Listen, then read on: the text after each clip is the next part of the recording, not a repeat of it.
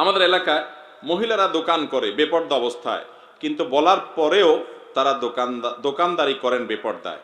তাদেরকে আমরা যুবকরা কিভাবে বোঝাতে পারি, পর্দা করাতে পারি? দেখুন, মহিলাদেরকে আল্লাহ রাব্বুল আলামিন বাসার ভেতরটা সামলানোর দায়িত্ব দিয়েছেন, তারা হলেন স্বরাষ্ট্র মন্ত্রণালয়ের দায়িত্বপ্রাপ্ত।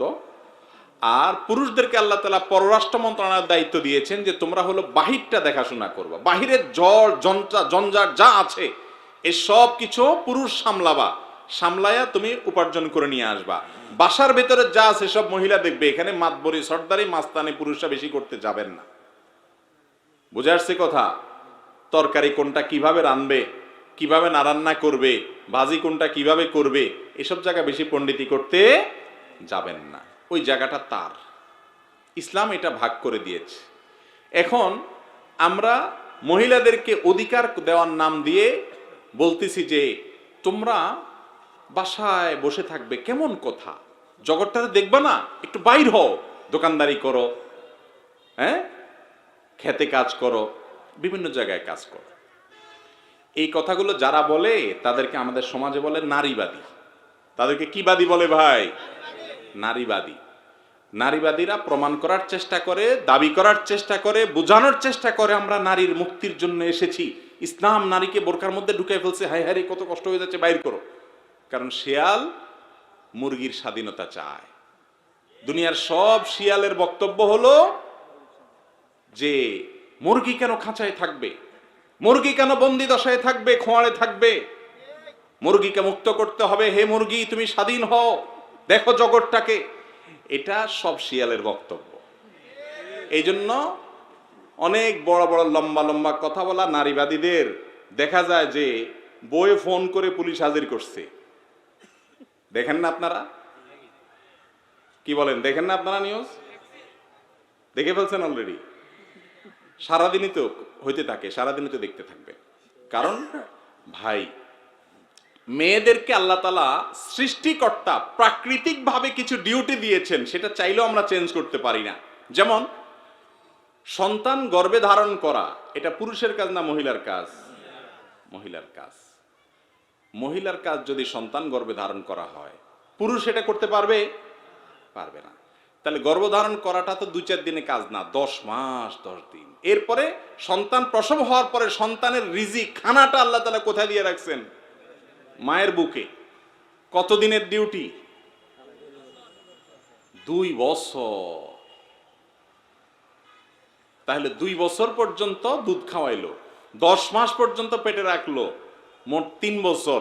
আর এরপরেই তো শেষ না, এরপর তো আরো আছে 4, 5, 6 বছর পর্যন্ত হ্যাসেল টানে কি বাপে না মায়ে? বাপে চাইলেও কি তার বুকে দুধ আসবে কোনোদিন? চাইলেও কি সন্তান গর্ভে রাখতে পারবে কোনোদিন? যদি 2টা করেও সন্তান হয় তাহলে 5, 5, 10 বছর। আরে ভাই, বিয়ের পরে যদি 10 বছরে গাড়ি টানতে টানতে চাইবে, স্যারের ভোগের টাইমটা কখন?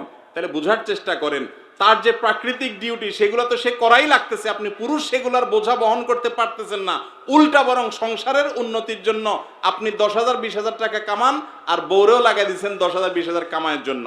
তাহলে আপনার ডিউটি যেটা ছিল পয়সা কামাই করে আনা, কোত্থেকে আনবেন আপনারটা আপনি বুঝবেন, সেটার অর্ধেক দায়িত্ব তার ঘাড়ে দিলেন, আর তার যে ডিউটি এটা ফুলটা সে করতেছে। ঠিক না বে ঠিক? তাহলে তার স্বাধীনতা দিলেন না কাজের ভাগ তার মাথায় বসাইলেন? বুঝেন নাই কথা? এ হলো নারীর মুক্তির সংগ্রাম। আমাদের যে সমস্ত বোনদেরকে দিয়ে স্বামীরা দোকানদারি করা, একান্ত নিরুপায় যে সমস্ত বোনরা বাধ্য হয়ে কাজ করেন বাইরে, তাদের কথা ভিন্ন, পর্দার পরিসরে তারা করতে পারেন। আর বাসার মধ্যে থেকে নারী যদি উদ্যোক্তা হয়, ব্যবসা বাণিজ্য করে, সেটা কি ইসলাম নিষেধ করে না? আমাদের আম্মাজান খাদিজা রাদিয়াল্লাহু তাআলা আনহা ব্যবসা করেছেন না করেন নাই? কিন্তু ব্যবসা করতে গিয়ে তিনি কি বাইরে দোকানদারি করেছেন? অন্য পুরুষদের সাথে কেনাবেচা করেন নাই। ভাই, নারীবাদীরা বলে আমরা নারীর কল্যাণ চাই, নারীর লাভ চাই। বাটপাড়ির একটা ছোট্ট নমুনা দেখাই আপনাদেরকে। আচ্ছা, যুবতী নারীদের বেশি উপকার করা দরকার না বৃদ্ধা নারীদের বেশি উপকার করা দরকার? কারণ বৃদ্ধা বয়সে দেখা যায় বেচারির স্বামী মারা গেছে, ছেলে মেয়েরা অনেক সময় দেখাশোনা করে না, করলেও বেচারি একাকী হয়ে যায়, নিঃসঙ্গ থাকে, অনেক ব্যাপার স্যাপার থাকে। তাহলে বৃদ্ধা নারী যারা আছে তাদের কেয়ারটা বেশি দরকার, ঠিক না ঠিক? নাকি যুবতীদের কেয়ার করা দরকার? আরে ভাই, যুবতীদের কেয়ার করার লোকের অভাব আছে? বিয়ে হলে নতুন নতুন জীবনে স্বামী তো কেয়ার করেই, বিয়ে না হলে বাপে কেয়ার করে, ভাই কেয়ার করে, কেউ না কেউ কেয়ার করে, হারাম সম্পর্ক করে যে দুষ্ট বদমাই সেটাও কেয়ার করে কম বেশ, ঠিক না ঠিক? যুবতী নারীর কেয়ার করার লোকের অভাব হয়? অভাব হয় কার? বৃদ্ধা। এই নারীবাদীকে দেখবেন না যে রিসিপশনে কোনো বৃদ্ধা মহিলা বসাইতে। আরে ভাই, রিসিপশনের চাকরিগুলা বৃদ্ধা মহিলাদেরকে দাও, যে বেচারীদের জন্য একটা সহজ কাজ, রিসিপশনে দাঁড়ায় থাকবে, বসে থাকবে, এই কাজটা এদের জন্য উপযোগী। ওই জোয়ান মহিলাগুলা সেগুলো আরে কষ্টের কাজ দাও, বা দেওয়ার দরকারই নেই, তাদের কেয়ার তো এদের দরকার। এরা বলেন নারীবাদী। যাদের যেই নারীর কেয়ার করা দরকার সে নারীরে চাকরি দিবে না, বলবে যে সুন্দরী হইতে হবে, তরুণী হইতে হবে, যুবতী হইতে হবে, অবিবাহিত হইতে হবে, লম্বা চড়া হইতে হবে, তারপর চাকরি দিব। এ কি নারীবাদী না নারী লোভী? সন্দেহ আছে কোনো? আমরা ধোঁকায় পড়ে যাই। আবার ভুল বুঝেন না, ইসলাম মহিলাদের কাজ কাম পড়ালেখা করতে নেই। খবরদার, ছেলেদেরকে যেরকম পড়াবেন, মেয়েদেরকে সুশিক্ষা শিক্ষিত করবেন, মেয়েদেরকে ডাক্তার বানাবেন, পর্দা পশিদা যতটুকু মেনটেন করে সম্ভব, যাতে নারীদের চিকিৎসা নারীরা দিতে পারে, পুরুষদের কাছে যেতে না হয়, তাদেরকে সুশিক্ষা শিক্ষা দিবেন। বাসা বাড়িতে থেকে যদি কিছু করা লাগে করবে।